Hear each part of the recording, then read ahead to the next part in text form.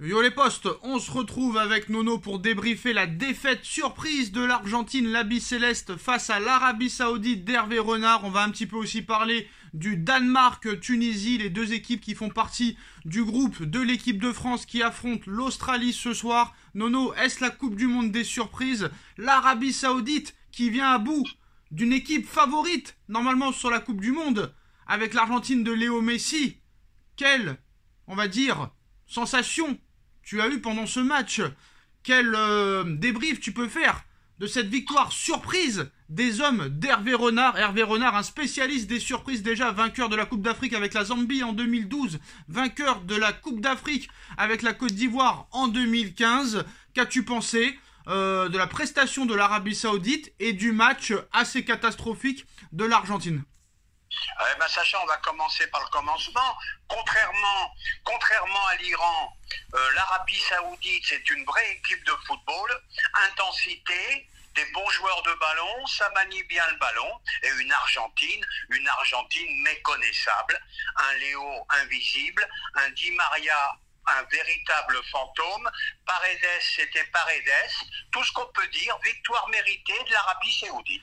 En plus, les buts de l'Arabie Saoudite sont de véritables bijoux, surtout le deuxième but, cette frappe enroulée en pleine lucarne, incroyable. Omar Da Fonseca était comme un fou pendant ce but pris par l'Argentine. L'Arabie Saoudite, très clairement, mérite sa victoire. Ils ont couru je ne sais pas combien de kilomètres de plus que l'Argentine, ce serait bien d'avoir cette stat, mais en aucun cas l'Argentine a été dangereux. C'est vrai qu'ils auraient pu peut-être mené 2-0, mais le but a été refusé. L'Arabie Saoudite a joué son va-tout et forcé de constater, Nono, qu'à un moment donné, on ne peut pas dire le contraire, Hervé Renard est un très bon coach, très très bon coach, Nono. Il a fait une gueulante, une énorme gueulante à la mi-temps. Ils sont arrivés en deuxième mi-temps, les Saoudiens, surmotivés. Dès que Messi a marqué son penalty, l'Argentine pensait déjà au prochain match ou peut-être au huitième de finale de Coupe du Monde. Et très clairement, cette deuxième mi-temps, la gueulante d'Hervé Renard, et peut-être aussi l'Argentine qui pensait au niveau état d'esprit que c'était fait, c'est ça que le match a changé. Sur ce que j'ai vu, l'Arabie Saoudite, ça va être de sérieux clients. Éventuellement, on peut tomber sur eux en huitième. Ça serait fort possible. Et attention, c'est pas gagné d'avance. Maintenant, Sacha, une Argentine complètement méconnaissable, incroyable, fantomatique. Attention, n'allons pas vite en besogne. Ne vendons pas la peau de l'ours avant de l'avoir tué. Quand je t'écoute, là, j'ai l'impression que l'Arabie Saoudite est devenue le favori pour gagner la Coupe du Monde. Calmons-nous quand même. Sur ce que j'ai vu pour l'instant, c'est pas mal. C'est pas mal. Et n'oublions pas. C'est pas mal, mais tu sais très bien. N'oublions pas. Hervé Renard, pour moi, c'est pas un entraîneur de club, c'est un très bon sélectionneur. Oui, mais comme tu dis, Nono, n'oublions pas, c'est pas parce que tu fais une surprise que tu vas faire que des surprises. Peut-être qu'ils vont aller loin, peut-être qu'ils vont aller en huitième, peut-être qu'ils iront en quart, peut-être même qu'ils se feront éliminer au premier tour. On sait pas ce qui se passe des fois dans la tête des joueurs. Mais voilà, n'oublions pas quand même que c'est pas parce que tu as battu l'Argentine que tu vas gagner forcément la Coupe du Monde ou aller en finale ou en demi-finale. Attention, hein. Attention. Ouais, tu as raison, faut que je reste un peu calme quand même, faut pas que je m'emballe. C'est vrai que je reste un petit peu calme. C'était vraiment une Argentine méconnaissable, qui était pourtant l'une des favorites de cette Coupe du Monde. Ce que je comprends dans ton analyse, c'est que l'Arabie Saoudite a été assez impressionnante. Mais faut pas oublier aussi que je pense que l'Argentine ne s'attendait pas du tout à ça. L'Argentine ne connaît pas un seul joueur de l'Arabie Saoudite. L'Argentine, je peux te parier qu'il n'y a aucun joueur de l'effectif, ni l'entraîneur, ni l'adjoint de l'entraîneur, ni personne qui connaît Hervé Renard. Personne ne sait qu'il a gagné 2 Coupes d'Afrique des Nations, etc., etc. Ces mecs-là s'en foutent. C'est peut-être pour ça que des fois le football, comme dit Mbappé, a changé. Après, c'est vrai que l'Arabie Saoudite, dans ce match, elle a fait vibrer beaucoup de monde, très clairement, parce que les buts sont beaux, le jeu est beau, et ils ont fait une surprise énorme. Mais faut que eux aussi maintenant redescendent sur terre. Donc c'est pas parce qu'ils ont battu l'Argentine qu'ils vont aller forcément très très loin. Mais c'est vrai qu'Hervé Renard a l'habitude de ces matchs-là en sélection, tu as raison. L'effet surprise, Sacha, l'effet surprise, ils ont mis tous les ingrédients qu'il fallait.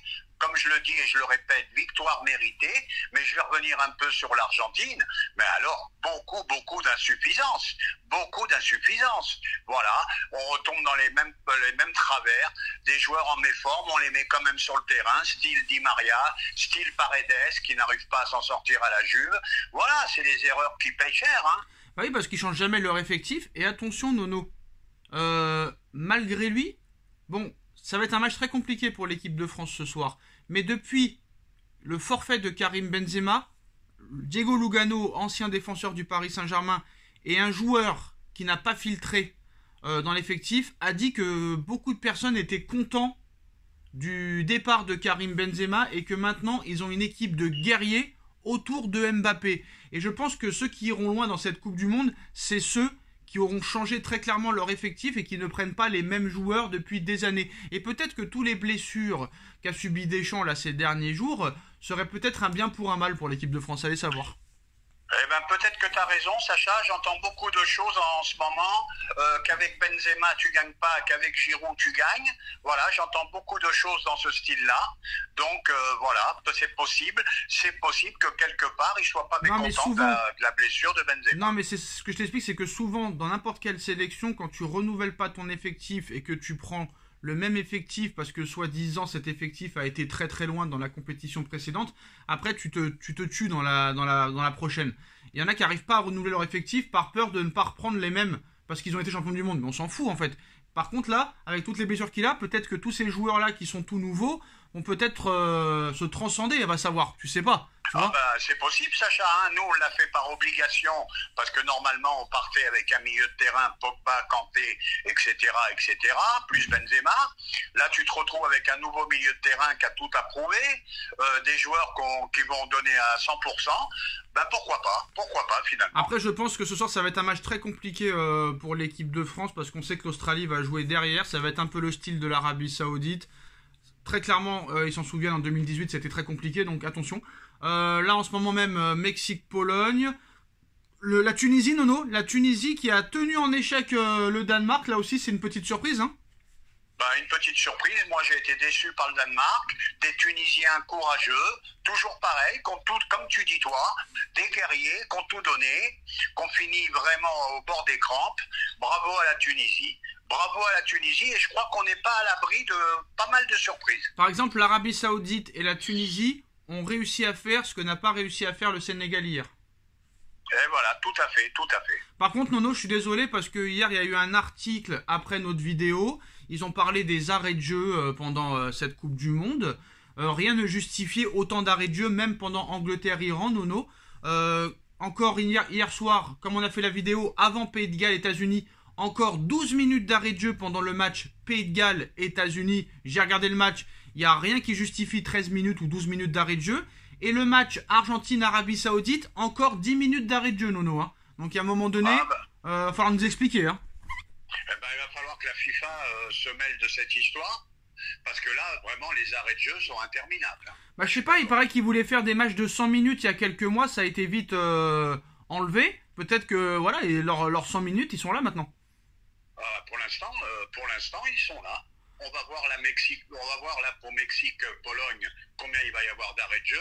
Bon, les seuls arrêts de jeu justifiés pour moi c'est Angleterre. Ouais, mais c'est tout. Et Nono, le match où il y a eu le moins d'arrêts de jeu, c'est le match qui vient de se terminer entre la Tunisie et le Danemark, 7 minutes d'arrêt de jeu. Tu vois, ça fait beaucoup quand même. Hein. Voilà, même 8 minutes d'arrêt de jeu, Donc voilà, on verra combien il y a d'arrêts de jeu entre le Mexique et la Pologne et la France et l'Autriche, mais je trouve ça quand même assez bizarre parce que ça fait longtemps maintenant, ça fait plus de 2 ans qu'il y a le changement à 5.